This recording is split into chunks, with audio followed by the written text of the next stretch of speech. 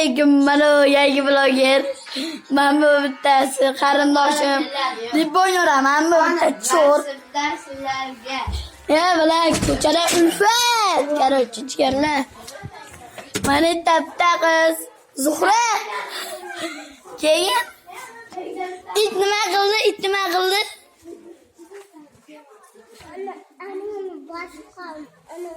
Torkoz, ma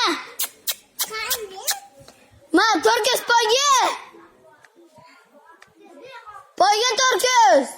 Ana kelyapti meni qoravoyim. Yo.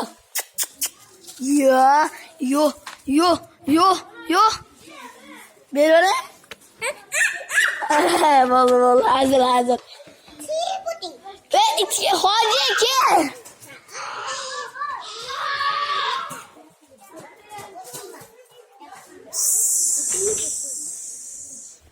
Ittim onu bolani yotkizibdi debdi. Narsa yetganda bunday tepkaniga debdi yotkizdirib olibdilar.